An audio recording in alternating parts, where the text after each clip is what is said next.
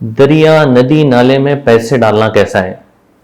بہت سارے لوگ سمجھتے ہیں کہ ہم دریا میں پیسے ڈال رہے ہیں صدقے کی نیت سے، ثواب ملے گا ہم کو.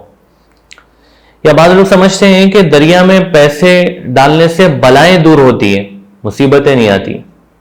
یا بعض لوگ اس وجہ سے ڈالتے ہیں کہ دریا کا پانی رکنا نہیں، مطلب یہ ہے کہ دریا کو رشوت دے رہے کہ بھائی چلتی رہو. تو یہ جو چیزیں ہیں نا، یہ کر رہے ہیں لوگ، اور تجربہ بھی ہے. میں نے بھی کئی سفروں میں ٹرینز میں نے دیکھا ہے کہ دریا آتے ہی فوری لوگ نکال کے پیسے ڈالتے ہیں لوگ. بعض لوگ تو زیور بھی ڈال دیتے، بعض عورتیں. تو اسلام کیا کہتا ہے اس سلسلے میں؟ قرآن کیا کہہ رہا ہے؟ حدیث کیا کہہ رہی ہے؟ دیکھو، قرآن حدیث یہ کہہ رہی کہ جو پانی کا صدقہ ہے نا وہ الگ چیز ہے.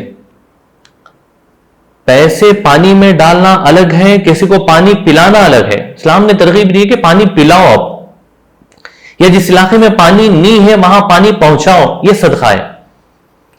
کسی بستی میں، کسی ہاسپٹل میں پانی نہیں ہے، آپ وہاں پانی پہنچائیں گے، پلائیں گے ان کو، یقیناً ثواب ہے، وہ صدقہ ہے، اس سے بلائیں دور ہوتی ہیں. لیکن صرف پانی میں پیسے ڈالنے سے کوئی ثواب نہیں ہے، کوئی صدقہ نہیں ہے، وہ کوئی اس سے بلائیں دور ہونے والی نہیں ہے. اور پانی میں پیسے ڈالنے سے کوئی پانی زیادہ تیز بہنے والا نہیں ہے، کیونکہ پانی اللہ کے حکم سے چلتا ہے. ہسٹری بتاتی ہے کہ عمر رضی اللہ عنہ کے دور میں مصر جب فتح ہوا تو مصر والے عامر بن عاص رضی اللہ عنہ کے پاس آئے، جو مصر کے گورنر تھے.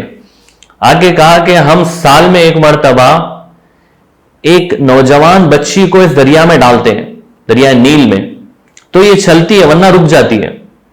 عامر بن عاص نے کہا کہ بھئی یہ تو ظلم ہے، نہیں کر سکتے. حضرت عمر کو ہم خط لکھیں گے. حضرت عمر رضی اللہ عنہ کو خط لکھائے. حضرت عمر رضی اللہ عنہ نے جب یہ سنا تو کہا کہ یہ تو ظلم ہے. پھر اس کے بعد انہوں نے 2 خط لکھے، مدینہ سے 2 خط بھیجے، ایک مصر کے گورنر عامر بن عاص رضی اللہ عنہ کے نام، اور ایک خط دریا نیل کے نام.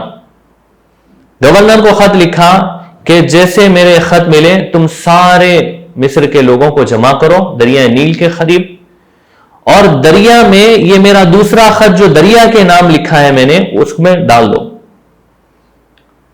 تو انہوں نے خط کھول کے پڑھا سارے مصر والوں کے سامنے. اس میں لکھا ہوا تھا کہ امیر المومنین عمر کی طرف سے دریا نیل کے نام خط، اور اس کے اندر لکھا تھا فَإِن كُنْتَ تَجْرِي بِنَفْسِكَ فَلَا حَاجَةَ لَنَا إِلَيْكَ. دریا کو حضرت عمر رضی اللہ عنہ کہہ رہے ہیں کہ اگر تو اپنے ذریعے سے، اپنے آپ سے چلتی ہے تو ہمیں تیری کوئی ضرورت نہیں ہے، اور اگر تو اللہ کے حکم سے چلتی ہے تو میں اللہ کے نام سے تجھے کہہ رہا ہوں کہ چل. تو وہ خط ڈالا گیا. دوسرے دن پانی جو ہے 17 ہاتھ اوپر تھا، بعض روایتوں کے اندر ہے. اور آج تک 1400 سال ہو گئے، آج تک وہ دریا سوکھا نہیں ہے. تو دریا کا پانی اللہ کے حکم سے چلتا ہے، ہمارے پیسوں سے نہیں چلتا. اس لیے اگر صدقہ ہی کرنا ہے پانی کا تو محتاجوں کو پانی پلائیں اور پیاسوں کو پانی پلائیں. جن بستیوں کے اندر پانی کے لیے لوگ تڑپ رہے ہیں وہاں پانی پہنچائیں، تو یقیناً صدقے کا ثواب ملے گا، بلائیں ٹلے گی، اور آخرت میں اجر ملے گا. اللہ پاک سمجھنے کی توفیق عطا فرمائے.